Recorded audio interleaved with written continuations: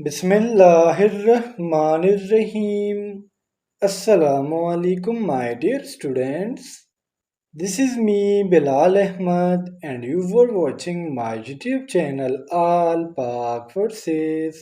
Students आज की video में इंशाल्लाह हम एवरीडे साइंस एमसीक्यूज के पार्ट नंबर 35 को डिस्कस करेंगे।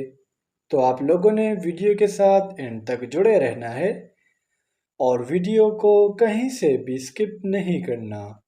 So without wasting any time, let's start the video.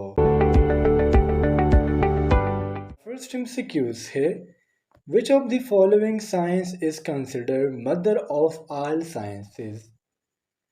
यानी सुन जो साइंस के जितनी भी ब्रांचेस है चाहे वो बायोलॉजी हो केमिस्ट्री हो या फिजिक्स हो। अब इसमें एक ऐसा फील्ड भी है जिसको हम तमाम साइंसेस फील्ड का मदर कहते हैं, माँ कहते हैं, और उस सब्जेक्ट का नाम है mathematics. So the correct option is option B. एक्सक्यूज नंबर 2 है हमारा choose the main component of bones. यानी सुन जो हमारी हड्डी होती है इसका मेन कंपोनेंट क्या है। So the correct option is option C mean calcium phosphate. हमारे हड्डियों का जो मेन कंपोनेंट है वो है कैल्शियम फॉस्फेट। हड्डियों का काम क्या होता है? स्टूडेंट्स आपने स्केलेटन का नाम सुना होगा। बोन्स इकट्ठे होके हमारे स्केलेटन को बनाते हैं और स्केलेटन हमारे मूवमेंट को और साथ साथ हमारी बॉडी को एक खास शेप एक स्ट्रक्चर देती है।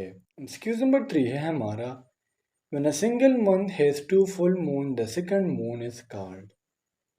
यानी फ्रेंड्स अगर एक मंथ में दो फुल मून आ जाए तो फिर जो सेकंड मून आता है उसको हम क्या नाम देते हैं? So the correct option is option B mean blue moon. वैसे स्टूडेंट्स अगर हम मून की टाइप्स की बात करें तो हमारे पास डिफरेंट 8 टाइप्स पाई जाती है, जिसमें new moon, waxing crescent moon, full moon, first quarter moon, waxing gibbous moon, और अगेन हमारे पास वैक्सिंग गेबस आ जाती है, third quarter and waxing crescent. तो ये हमारे पास मून के डिफरेंट टाइप्स होते हैं और हर मंथ में डिफरेंट मून होता है। और वो महीना जिसमें दो फुल मून आ जाए तो जो सेकंड मून होता है उसे हम ब्लू मून कहते हैं।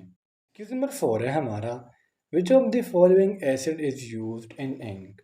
स्टूडेंट्स जो स्याही होती है इसको हम कॉम्प्लेक्स मिक्सचर भी कहते हैं, क्योंकि इसमें हमारे पास डिफरेंट सब्सटेंसेस यूज़ किए जाते हैं और इस एमसीक्यूज में हमसे पूछा जा रहा है कि वो कौन सा एसिड है जो इंक में यूज़ किया जाता है।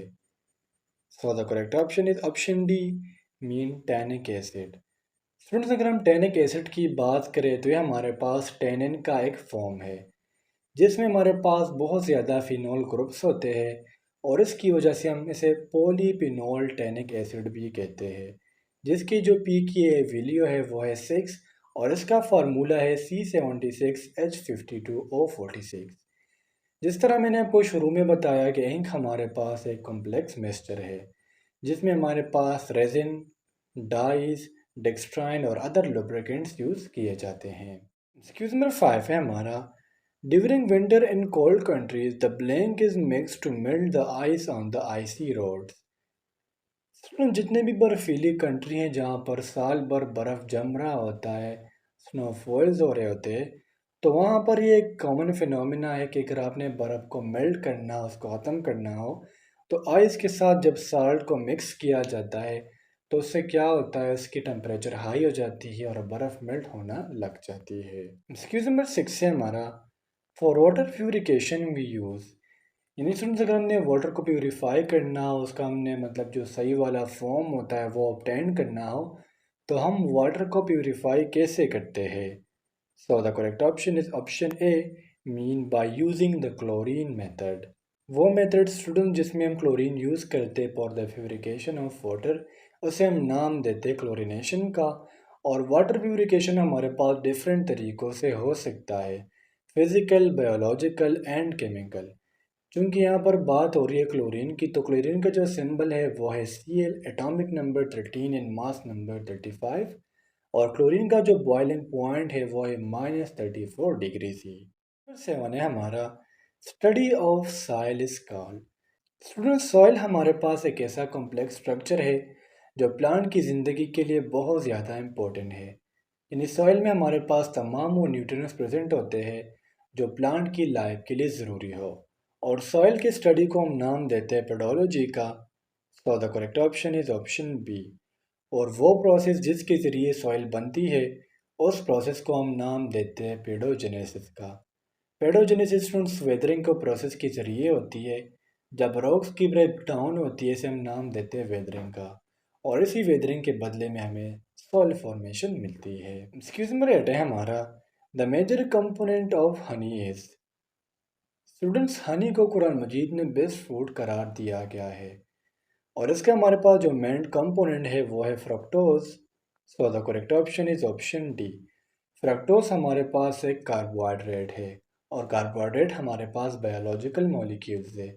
अगर हम हनी की बात करें तो इसमें हमारे पास अदर कंपोनेंट्स भी होते हैं, जिसमें 80 से लेकर 85% तक कार्बोहाइड्रेट्स होते हैं। और इन कार्बोहाइड्रेट में जो सबसे ज़्यादा मेन कार्बोहाइड्रेट है वो है फ्रक्टोज। 15 से लेके 17% तक इसमें वाटर होते हैं, 0.3% प्रोटीन एंड 0.2% एशेज। इसके अलावा पिनॉल और पिगमेंट्स भी हनी में प्रेजेंट होते हैं। नंबर 9 है हमारा, nephology is the study of. So nephology हम क्लाउड्स के स्टडी को कहते हैं। So the correct option is option B. यानी क्लाउड की फॉर्मेशन कैसी होती है, फिर इससे स्नो कैसे स्टार्ट होती है, इससे प्रेसिपिटेशन क्या कैसे होती है, ये तमाम की तमाम चीज़ें हम स्टडी करते हैं नेपोलॉजी में। एक्सक्यूज नंबर 10 है हमारा, which of the following flower is called queen of water. निजी स्टूडेंट्स, हमें फ्लावर के कुछ नाम दिए गए हैं और हमसे पूछा जा रहा है कि इसमें क्वीन ऑफ वाटर कौन सा फ्लावर है। So the correct option is option B, mean lily flower. तो लिली फ्लावर को हम क्वीन ऑफ वाटर भी कहते हैं। जो एक ग्रोइंग बल्ब होता है स्टूडेंट्स, का जो फ्लावर होता है वो बिल्कुल आपको मतलब कॉन्स्पिशियस नज़र आएगा बिल्कुल कि हाँ ये एक फ्लावर है, जिसकी हाइट 2 to 6 फीट होती है।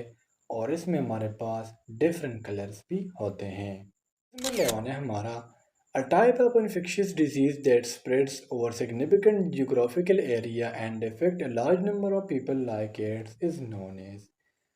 वो बीमारी जो कि एक बहुत ज़्यादा एरिया में फैलता है, यानी पाकिस्तान से चाइना में, फिर चाइना से अमेरिका में, इस डिज़ीज़ को हम क्या नाम देते हैं, जिस तरह एड्स फैलता है तो ऐसे डिज़ीज़ को हम नाम देते हैं पेंडेमिक डिज़ीज़ का।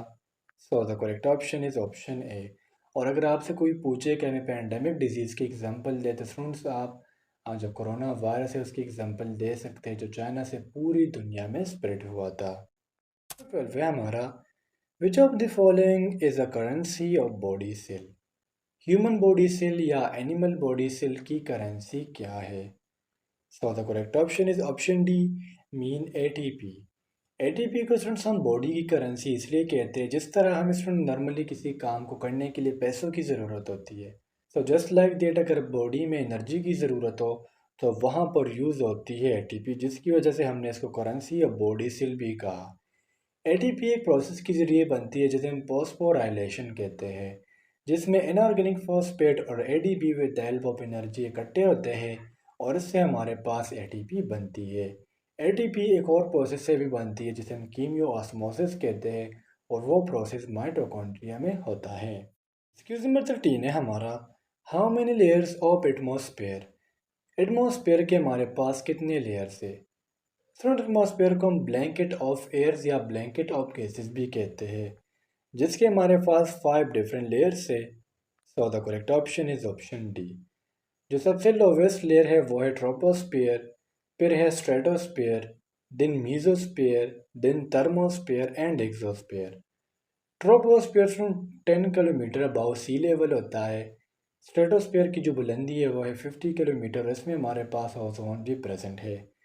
मीजोस्फीयर की जो लंबाई है वो 50 से लेकर 85 किलोमीटर तक होती है, और ये हमारे पास अर्थ एटमॉस्फेयर का सबसे कोल्डेस्ट लेयर है। थर्मोस्फेयर में इसमें टेम्परेचर सबसे ज़्यादा होता है, temperature round about 5000 degree C से लेके 20,000 डिग्री सी तक होता है। एक्सोस्फेयर हम इसको गैसियस इन्वॉल्व भी कहते हैं, जिसमें ज़्यादातर गैसेस ट्रैप होते हैं। नंबर 14 है हमारा, in blood the percentage of water is. Student, blood भी हमारे पास एक कॉम्प्लेक्स फ्लूइड है, जिसके हमारे पास मेनली दो कंपोनेंट्स होते हैं, एक सेल्यूलर पार्ट और एक होता है लिक्विड पार्ट। सेल्यूलर पार्ट में हमारे पास ब्लड सेल्स आते हैं, जिस तरह white blood cell, red blood cell and platelets, और लिक्विड पार्ट में प्लाज्मा आ जाता है। और ब्लड में हमारे पास वाटर की जो कंसंट्रेशन है, जो परसेंटेज है, वो है 90%। So the correct option is option सी।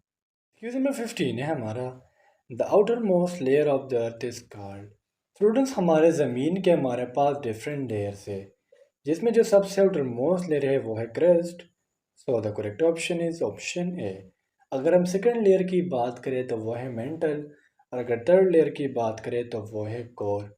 फिर कोर को टू में डिवाइड किया गया है, inner core and outer core. तो स्टूडेंट्स, ये थे आज के हमारे एवरीडे साइंस के एमसीक्यूज़। उम्मीद करता हूँ आपको तमाम एमसीक्यूज़ क्लियर हुए होंगे। और अगर फिर भी आप लोगों को कोई कन्फ्यूजन हो, कोई डाउट हो, तो आप लोग मुझसे कमेंट सेक्शन में पूछ सकते हो। इंशाल्लाह अगली वीडियो में मिलते हैं। तब तक के लिए मुझे इजाज़त दीजिए। मुझे अपने दुआओं में याद रखिए। अल्लाह हाफिज़।